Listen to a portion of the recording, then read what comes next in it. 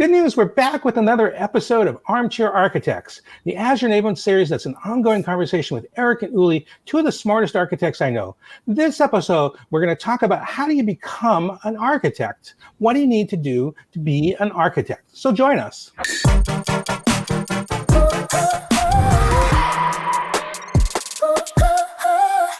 Hey, so welcome back to Armchair Architects as part of the Azure Enablement show. So one of the questions that we got from season one was about becoming an architect or being an architect. And, I don't want to ask the easy question like, are architects born or are they made? I kind of want to know like this question about,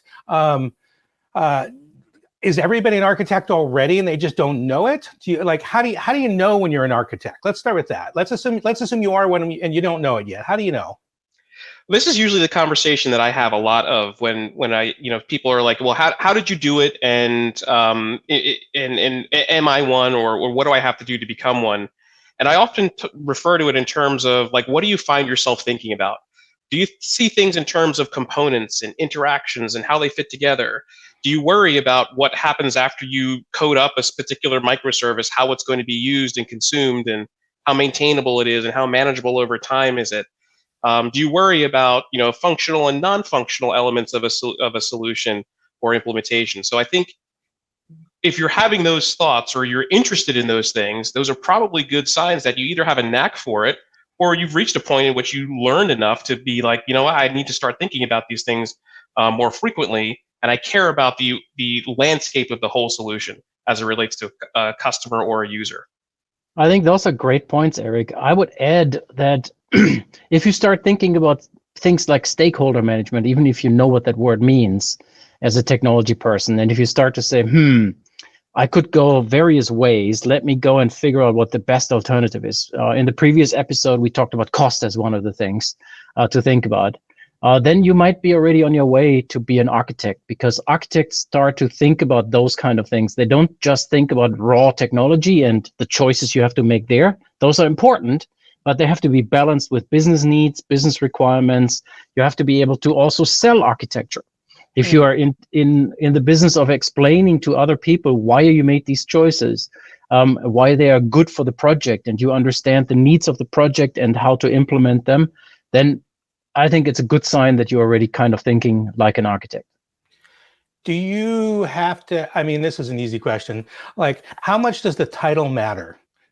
Like, do you have to is your sense that you can be it's pretty clear people can have an architectural mindset without having architect in their title, right?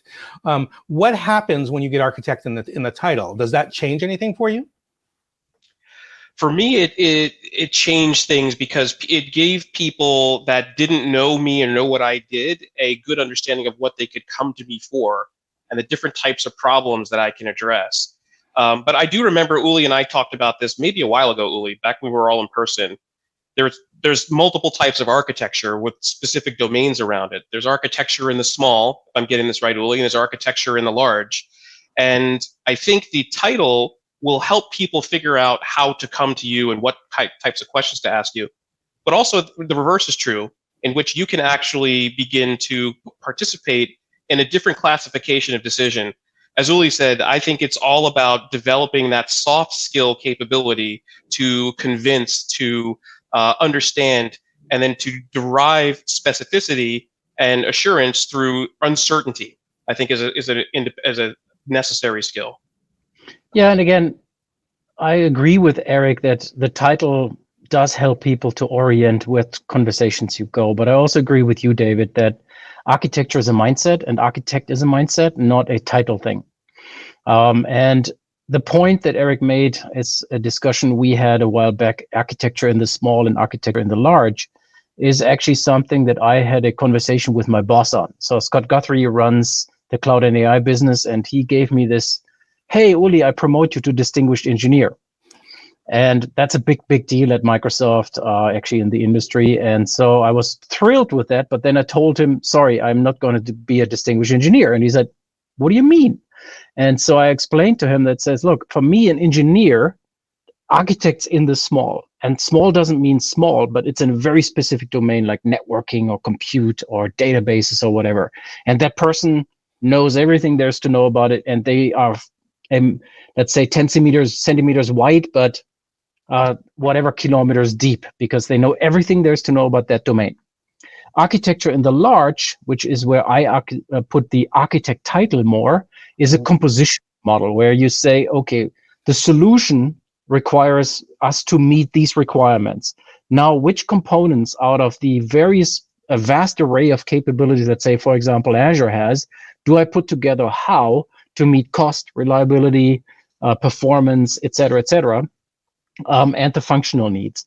And that's why I asked Scott to make me a distinguished architect rather than a distinguished engineer.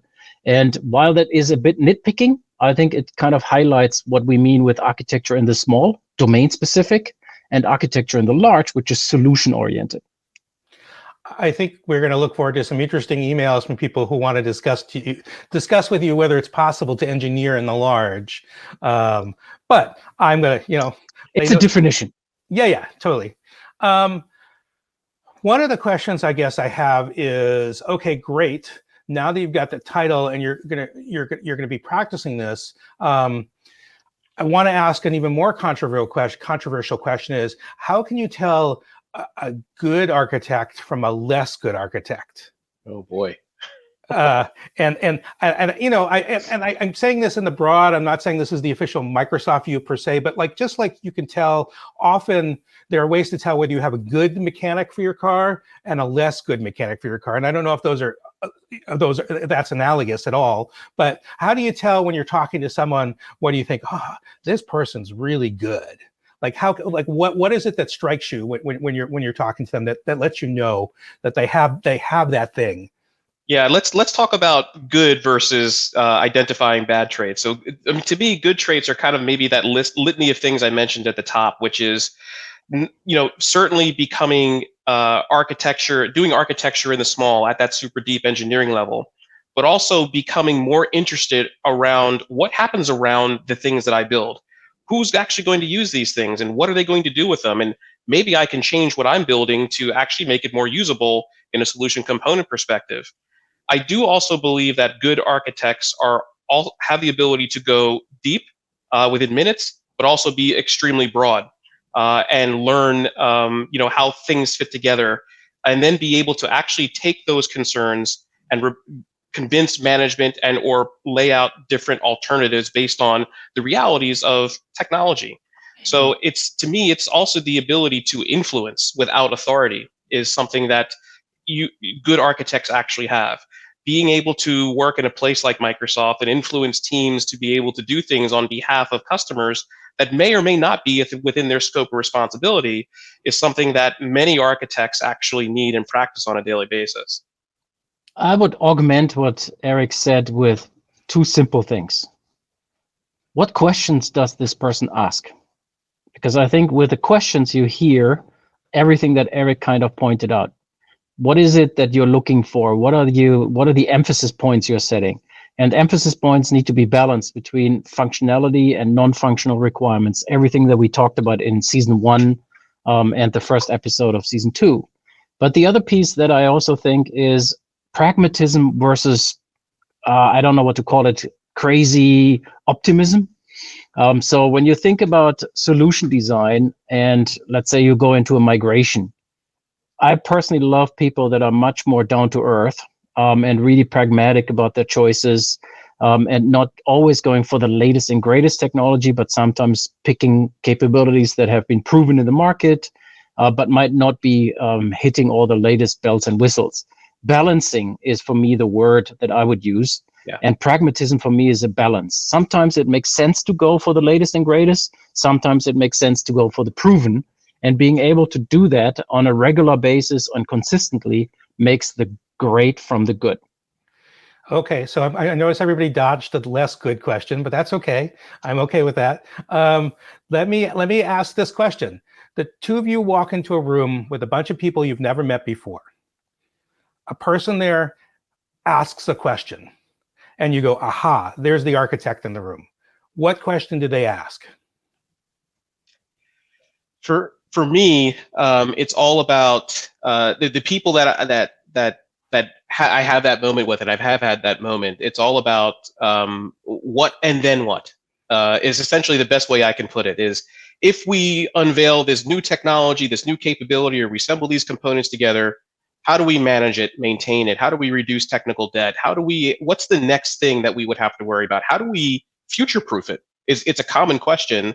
I know a lot of people don't want to talk about that because there really potentially is no such thing, but it's an ever-moving goal that you have to evolve to. So usually for me, it's the people that ask the next question, right? So this is the components. This is how they all fit together. Then what? What do we do to manage it, to scale it? All the stuff we've talked about through all of our sessions. Actually, I have an even simpler one. The person that asks the why question, why are we doing this? And keeps on asking the why question to get to the bottom of why are we doing this, and why are we effectively going after this? Because ultimately, the job is to get to a functional solution that makes sense. Again, pragmatism back to the pragmatism conversation. I have a great example to you, and my former boss the first time I heard him speak was in 1992, so this is ages ago. And he had an example where he visited a customer where the project was 2 years overdue, way too long. And it turns out that the team had written a two-phase commit solution between an OS2 operating system and SQL Server on OS2 and the mainframe DB2. And it was an awesome solution, but it's super complex. And so they were 2 years late because they were working on a very deep technical component. And my boss was in awe and said, wow, that's pretty cool. Then he talked to the business owner that says, well, if they would have just put data every 24 hours up on the mainframe from that local database that they had worked on and imported the data into my DB2, they would have been just fine. So there was no requirement to do a two-phase commit real-time update between the local database and the DB2, but the project team found that boring to write a file transfer and then a COBOL program to just suck the data and put it into DB2. So they came up with a super complex approach that's sexy, but 100% unnecessary. And the great architect would have asked the question, why are we doing this? And that's for me the reason why is important. Okay, I have one more question along this line. I got the sense from what you said so far is one of the components of being a great architect is having a level of empathy for various things in a situation. Empathy for the customer, empathy for the engineers who are going to design what you're making, empathy for the other architects who might have to discuss it with you. Do you have any advice for ways to have or demonstrate that empathy that's necessary, that you would like to tell people who are either architects now or who are going to become one, or who might find themselves in that position in the future? I do, actually. I think out of everybody you listed in terms of empathy, David, I'll add the decision makers, right? You have to empathize with the people that have to receive the information from you as to why a certain technology or a certain solution that they may have placed a bet on isn't going to work out as they said, and now it requires this investment or these specific actions. Empathizing with the fact that that's not their area of expertise, and the more complexity that you show, the more confused and the more challenged that they will be to try to find the right decision. I think a good architect masks the complexity, provides that layer of technical translation into business speak for decision makers to make the right choice. And sometimes it takes a while for an experienced architect to be able to take something that's significantly technically complex and then boil it down along the lines of what Uli said earlier about simplicity, to be able to say, this is the decision that you have to make. If you want X, you'll have to invest Y. If you don't want that, this is what happens. Uli, do you have any advice to would-be or existing architects about empathy and how to show that you have it? Well, again, I love Eric's example. I think that's a really good one because I don't think technology people value the decision makers a lot because it's kind of a management overhead, quote unquote. I also think that empathy for the people that have to use the solution is a really important trait.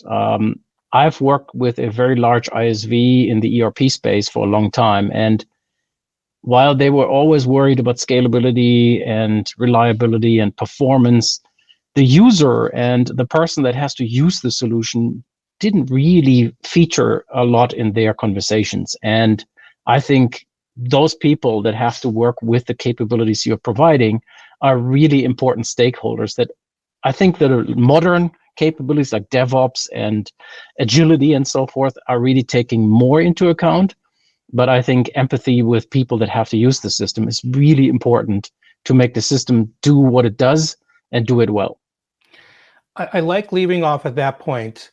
But once again, you folks have spiked another question, and one that I like as an operations professional very much, which is a discussion around simplicity and complexity.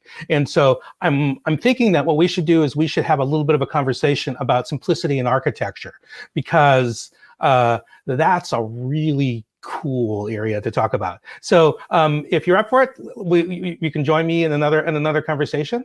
I want to thank all of you for watching this, and hope you'll join us for another Armchair Architects episode as part of the Azure Enablement Show.